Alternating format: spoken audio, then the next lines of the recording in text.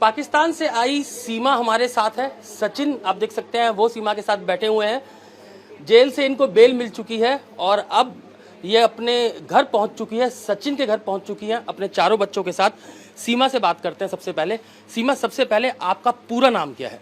मेरा सीमा गुलाम हैदर पूरा नाम है और अब यहाँ सीमा सचिन होगा अनकरीब बहुत जल्द। तो आप पाकिस्तान में कहाँ की रहने वाली थी? मैं कराची की, मेरा गांव सिंध में है, कराची भी सिंध में है, मेरा गांव तो दूर है, पर अब जो मैं रहती थी तब 6-7 साल से मैं कराची में रह रही हूँ, 8 साल से कराची में रह रही हूँ। सचिन से किस तरीके से आपकी मुलाकात हुई, कैसे ये पूरा इश्क जो है वो परवान चढ़ा, इसके बारे में आप जरा डिटेल में बताइए। हमारी पबजी में ही हुई मुलाकात। फर्स्ट टाइम तो हम साथ में गेम खेलते थे वहीं में, अचानक एक बार अचानक से आ जाते हैं, कहीं सऊदी का भी होता है, इंडिया के, पाकिस्तान के, सब मिलके ही खेलते हैं, 4-4 लोग खेलते हैं। तो हम ये अचानक से अपने दोस्त के संग खेल रहे थे, तो ये 2 आ गए हमारे साथ। तो उसे पबजी खेलते खेलते तकरीबन 2 महीने तक तो पबजी खेलते रहे। फिर नंबर दिए एक दूसरे को, फिर एक दूसरे को अपनी कंट्री दिखाते थे, ये मुझे अपनी दिखाते थे, मैं इनको अपनी दिखाती थी। कोई बारात जाए, कुछ भी हो जाए, ये मुसलमान है ये हिंदू हैं, ये दिखाए, मैं भी उनको मुसलमान वहाँ के हिंदू दिखाती थी। तो ऐसे ऐसे हमारी वीडियो कॉल चलती थी, एक दूसरे को अपनी सिटी, मतलब इंटरेस्ट इस तरह बढ़ा कि ये इंडिया का है, मैं पाकिस्तान का, मैं भारत वाले से बात कर रही हूँ, ये बड़ी खुशी हो रही थी मुझे वहाँ पे। तो इनकी मतलब शहर देख के भी सेम सेम है, तो अच्छा सा लगता था। तो हमारा इंटरेस्ट बढ़ता गया, बात चलती गई तो आदत सी बनने लगी। फिर तो पहले दिन में होती थी, फिर तो रात में भी होती थी, सो तो कॉल चला के सो, वीडियो कॉल सामने फ़ोन धर के फिर सोती थी मैं। ऐसे हम दोनों को नींद नहीं आती। सुबह को दुकान में चले जाते थे लाला की, फिर वहीं फ़ोन सामने धर के सारा दिन काम करते रहे, बात भले भी ना हो पर एक दूसरे को देखते रहते थे हम दोनों। इस तरह बढ़ते बढ़ते फिर हमने 21 में तैयारी करी कि भाई मिलना है। तो इनका पासपोर्ट था नहीं, ना मेरा पासपोर्ट था, मेरा पहले पासपोर्ट नहीं था, मैंने यहाँ आने के लिए पासपोर्ट बनवाया अपना बच्चों का। पहला पासपोर्ट मेरा खारिज हो गया, वो सीमा नाम था उसमें, खाली कंप्लीट नाम मेरा नहीं लिखा गया, तो उसमें मेरा वीज़ा न लगा नेपाल का। फिर दोबारा मैंने पासपोर्ट बनवाया सीमा गुलाम हैदर के नाम से, उसमें मेरा वीज़ा लग गया। फिर ये मतलब इनका पासपोर्ट नहीं था, इन्होंने काफ़ी बार पैसे भी दिए पासपोर्ट वालों को, उन्होंने बना के ना दिए, 100 कागज़ बताते ये ले आओ ये ले आओ ये ले आओ, तो समय पे समय लगता जा रहा था। तो मैंने कहा तुम आ जाओ। फिर नेपाल का पता पड़ना है, नेपाल में इंडियन मतलब ऐसे आ सकते हैं बगैर वीज़ा, तो मैंने कहा तुम नेपाल आ जाओ, हम वहीं मिलेंगे। तो ये तो पता है आधार कार्ड पैन कार्ड इस तरह चेक करते हैं, पर जब ये आए तो कुछ भी इतना चेकिंग नहीं हुई, जब आए गए ना आराम से छोड़ देते हैं। तो फिर हमारा तब से हमारे दिमाग में बैठे कि हम दोबारा भी यहीं से आएंगे हमेशा के लिए इंडिया। तब से बैठी, तब हमने शादी भी करी थी 13 मार्च को, फिर मतलब 17 मार्च में रिटर्न चली गई वापस। बच्चे वहीं मेरी चाची के पास थे, तो दोबारा अब मैं आई 10 मई को वहीं से निकले, 13 को इंडिया पहुँच गए 3 दिन के अंदर। तो सीधा आपने इंडिया का जो वीज़ा है वो पाकिस्तान से क्यों नहीं लिया? लिए बहुत ट्राई करा सर, वो मिला ही नहीं। ऐसा नहीं कि मैंने शुरू से सोचा कि मैं लीगली जाऊंगी ना, मैंने पहले इंडिया के वीज़े के लिए अप्लाई करा, इंडियन एम्बेसी ने वीज़ा दिया ही नहीं। मैं मुस्लिम थी, मेरे आधार कार्ड में आईडी कार्ड में मुस्लिम थी, तो मुस्लिम को बहुत कम, 100 में से 1 मुस्लिम को वीज़ा मिलेगा, बाकियों को नहीं मिलता। ये भी गलती है, अगर वीज़ा मुझे वहाँ से मिल जाता शायद मैं आज जेल में ना काटती, इतना ना होता कुछ। तो इंडियन वीज़ा कम देती है, जैसे पाकिस्तान इंडियन को वीज़ा कम दें वैसे वो यहाँ को देते हैं। शायद इतनी फ्रेंडशिप नहीं है, इस कारण वीज़ा नहीं मिला मुझे इंडिया का। फिर मैंने ये गैर कानूनी तरीका मतलब करा। पबजी खेलने की बहुत शौकीन रही हैं आप? बहुत ज़्यादा। अब भी जिस दिन हम पकड़े गए, एक दिन पहले मैं पबजी खेल रही थी, ये गए भागो पबजी छोड़ो, चलो हमें पुलिस पकड़ने आ रही है। तो आप दोनों की पहली मुलाकात जो हुई वो नेपाल में हुई पहली बार? पहली बार हम 7 दिन साथ रहे थे, शादी भी हमने करी थी वहाँ पे। शादी आप लोगों ने कर ली थी? तो आपके 4 बच्चे हैं पहले, तो आपके जो पहले पति हैं वो अभी कहाँ पे हैं? अभी वो सऊदी अरब में, अभी भी उन्होंने जो रिकॉर्डिंग बता रहे वो सऊदी अरब में ही है। उनसे मेरा कोई वास्ता नहीं, वो बकवास कर रहे हैं वैसे ही, कि ऐसा थोड़ी है, इंडियन गवर्नमेंट पागल थोड़ी है कि ये कह देंगे वापस। मैं भी चिल्ला चिल्ला के कह रही हूँ, मैं इंसान नहीं हूँ, मैं यहाँ तुम्हारे देश में हूँ, तो मेरी भी सुनना चाहिए उनको कि वो मेरी नहीं है ना। हमारे पहले तो वो किसी से भी, किसी मुल्ला से, किसी से भी पता कर लें जो मुस्लिम में हैं, कि 6 महीने पति पत्नी अगर रिलेशन में ना रहें, क्या डिवोर्स हो जाती है खुद से? अगर वो ना करे तो अलग बात है, वो हो जाती है। तो वो मेरे पति नहीं है, वो कितना भी खुद को चिल्ला चिल्ला के कहें ना, वो मुझे मतलब फंसाने की कोशिश कर रहे हैं, पर मैं फंसूंगी नहीं। वो उसकी सब सपोर्ट करेंगे, मानती हूँ, पर मेरी भी यहाँ के सपोर्ट करेंगे। जब मैं जेल में थी ना, वहाँ जेल के मुस्लिम भी मुझे बहुत चिढ़ा रहे थे कि तुम्हें शर्म नहीं आई, धर्म छोड़ते हो। कैदी थी वो भी औरतें, तो मैंने वहाँ पे पुलिस बड़े जेलर थे, उनको कह दिया, मैंने कहा मुझे इंडिया के मुसलमानों से कोई उम्मीद नहीं है, अब जो करेंगे मेरे लिए हिंदू करेंगे, क्योंकि मैं इस धर्म में आ चुकी हूँ। वो टोकती थी मुझे वहाँ की मुस्लिम जो कैदी थी औरतें कि धर्म छोड़ दिया, ये छोड़ दिया, ईमान से भटक गई हो, इस तरह की बहुत मतलब बातें। फिर मैं पुलिस वाली थी रीमा और शिवानी दीदी, वो बहुत अच्छी थी, तो उनको मैंने कंप्लेन करी, तो उन्होंने डांट दिया मेरे को कि क्यों कह रहे हो, कहते जब हिंदू लड़की मुस्लिम से करे तो वो राइट है, अगर मैंने करी तो वो रॉन्ग कैसे हो गया, मैं अपनी मर्जी से कर रही हूँ, मैं बच्ची नहीं हूँ, 27 साल की हूँ। जब नेपाल में आपकी पहली मुलाकात थी तो बच्चों को आप पाकिस्तान ही छोड़ के आई थी? तो पाकिस्तान छोड़ आई थी मैं। तो जब मुलाकात हुई आपकी नेपाल में, आप लोगों ने शादी कर ली, उसके बाद क्या अगला डिसीजन था, क्या आप लोगों ने तैयारी की, कैसे हिंदुस्तान आगे आना है, इसके लिए आप लोगों ने क्या किया? पहले तो हम मिले इस कारण कि हमने सिर्फ फ़ोन पे एक दूसरे को देखा था। ये कहता है मैं ऐसा हूँ, मैं ऐसा हूँ, मैं कहती मैं ऐसी हूँ, ऐसे कि मिलें एक दूसरे को, अगर हम ऐसा हो ना कि हमसे पसंद भी ना आए, और मैं हमेशा अगर डिसीजन करके घर बार बेच के आ जाऊँ और हम एक दूसरे को पसंद भी ना आए, कुछ ऐसा वैसा हो जाए, 4 दिन की चांदनी हो शायद, तो हमने मिलने का डिसीजन लिया। बच्चे मैंने वहीं छोड़े चाची के पास, उनको कहा मैं लाहौर जा रही हूँ घूमने, भी 7 दिनों के, क्योंकि लाहौर का रास्ता 2 दिनों का है, 4 दिन रास्ते के, 3 दिन मैंने घूमने के बता दिए, क्योंकि जहाज़ में तो मैं 4 घंटों में पहुँच गई थी। तो हम मिले मुझे बहुत अच्छे लगे। पता नहीं, मैं इनको लगी कि ना मुझे बहुत ज़्यादा अच्छे लगे, बहुत स्वीट थे तब, अब पता तो हमारी वहीं पे हो गई। तो उसके बाद क्या हुआ फिर, आप लोगों ने कैसे इंडिया कैसे पहुंचे? फिर मैं वापस चली गई, शादी वादी हमने करी, मैंने इनको प्रेशर कर मुझसे शादी कर ले, अब कुछ भी हो जाए मैं ना रह पाऊँ इनके बगैर। फिर हमने वहीं शादी कर ली। शादी करने के बाद हम साथ रहे। जब मैं आई तो ये भी रोई थोड़ा, मैं भी बहुत रोई। फिर हम अलग हो गए, मजबूरी थी, बच्चे पीछे अकेले हैं, तो मैंने शायद मैं 2 बार इनको कहा भी कि मैं नहीं जा रही, बस क्योंकि बच्चे मेरी बहन संभाल लेगी, तो इन्होंने कहा नहीं वापस जाओ, तुम्हारे छोटे बच्चे हैं, वो तुम्हारा इंतज़ार कर रहे होंगे, छोटी मुन्नी मेरी बहुत छोटी है, तो मुझे इन्होंने ही वापस भेजा। मैं तब भी वापस नहीं, मुझे रोना सा आ रहा था कि मैं सचिन से दूर जा रही हूँ, पता नहीं दोबारा वीज़ा लगे कि ना लगे, आऊँ कि ना, क्योंकि हमारे जो एयरपोर्ट पे बहुत घटिया लोग रहते हैं, जो हमारे एयरपोर्ट के हैं ना सिक्योरिटी वाले, बहुत घटिया है, सब पहले पैसे मांगेंगे, डायरेक्ट आपसे पैसे मांगेंगे कि रिश्वत दो और फिर जाओ। अलग खड़ा कर दिया मुझे पहले भी, मैं रोती रही कि सचिन वहाँ पहुँच गया नेपाल और मुझे ये जाने नहीं दे रहे, तो ज़बरदस्ती, तब तो मैंने इनको पैसे ना, मुझे पता ना था कि रिश्वत मांग रहे हैं, तब तो मैं चली गई, रो रही थी, तो मुझे उनका तरस आ गया, मुझे छोड़ दिया। दूसरी बात तो मुझे अलग ही खड़ा कर दिया उन लोगों ने, अलग खड़ा कर दिया मुझसे, मतलब 300 साथ थे आपके? हाँ, दूसरी बार $300 थे, $150 मुझे सभा नाम था उसका, आख लास्ट चेकिंग में। यहाँ कह रहे थे रेड लाइन पर क्या वो लगा देंगे, यहाँ तो तुम्हें पेमेंट करना होगा, फी पासपोर्ट 10,000 रुपये, रिश्वत मांग रही थी। फिर उन्होंने मुझसे कागज़ में ही डलवा के मतलब $150 लिया। बाकी मुझे पता $150, $300 थे टोटल मेरे पे, वो भारत से पहले ख़त्म हो गए। 6 लाख की तो टिकट आई खाली हमारी, और जो मैं कागज़ बनवाती थी ना, वो भी 10,000 की चीज़ 20,000 में बन रही थी, क्योंकि मैं अर्जेंट बनवा रही थी, मुझे आना था यहाँ।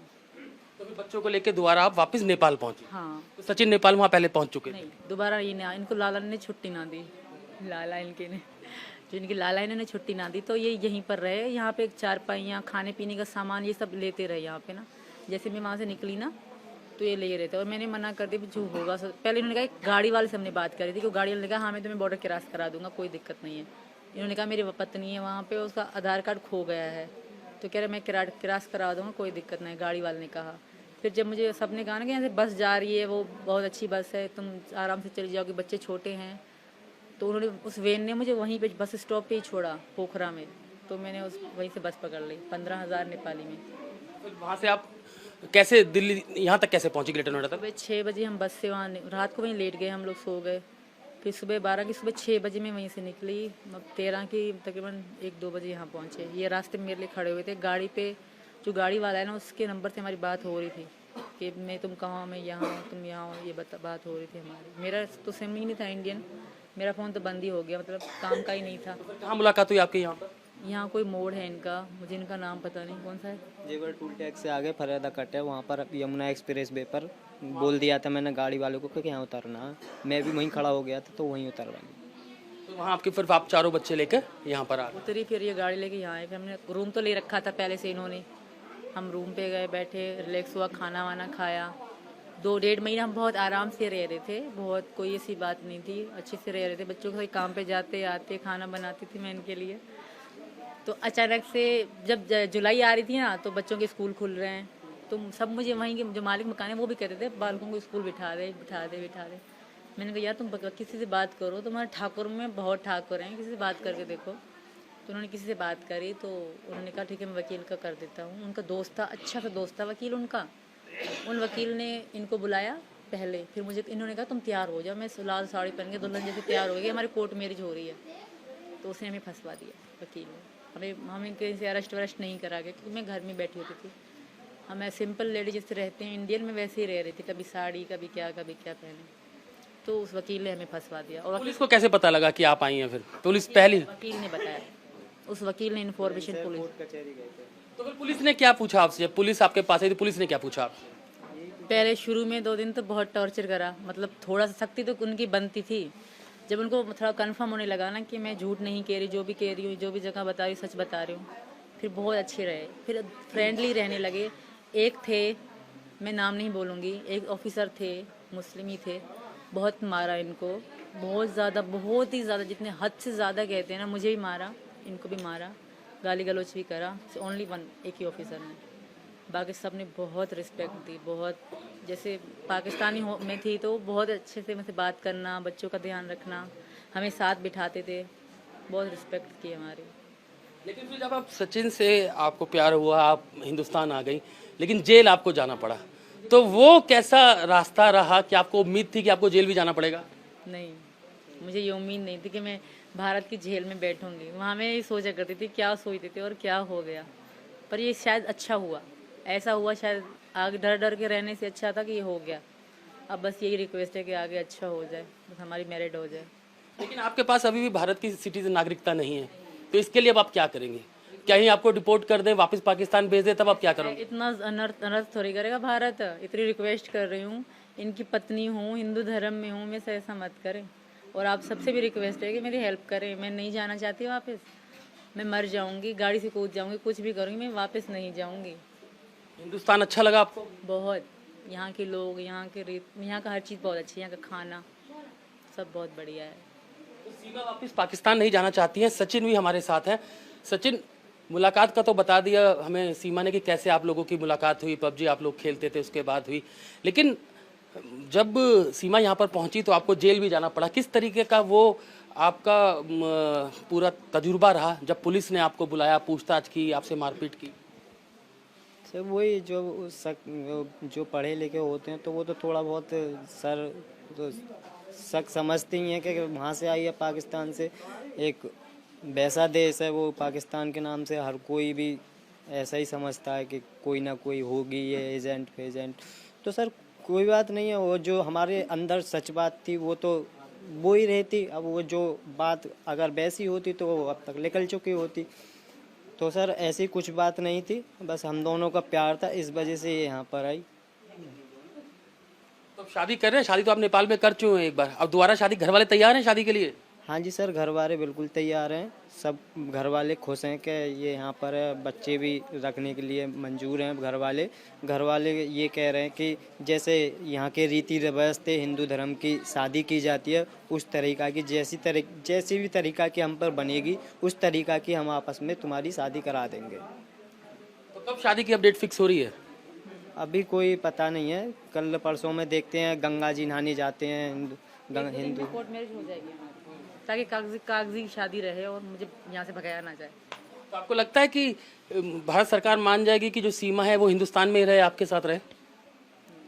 सर मैं विनती तो यही करता हूँ कि हमारी यहीं पर रहे, और वो कर रहे हैं कि जाने वहाँ न जाने दें बस।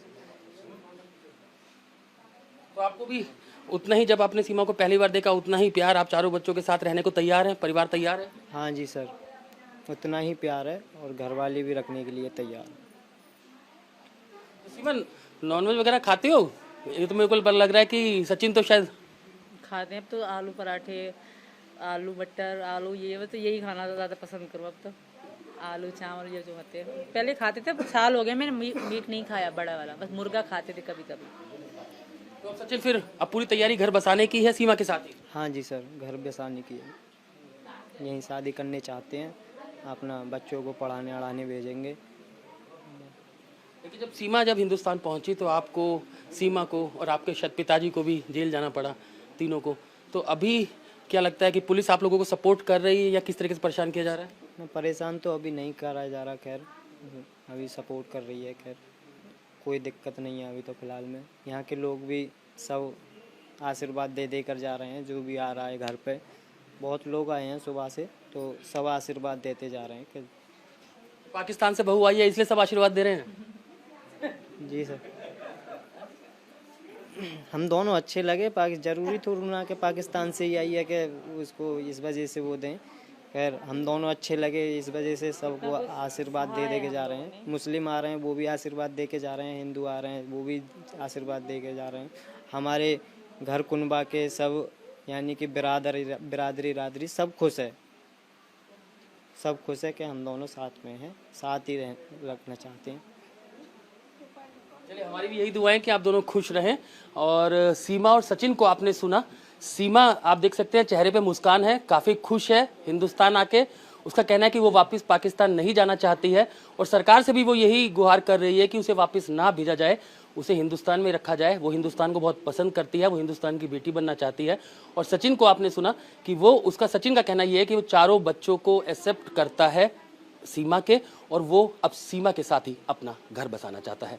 कैमरामैन कुलदीप रावत के साथ अतुल भाटिया, इंडिया टीवी, जेवर। इंडिया टीवी हर वक्त हर जगह डाउनलोड करने के लिए सर्च करें India TV news Google play store या ऐप स्टोर पर।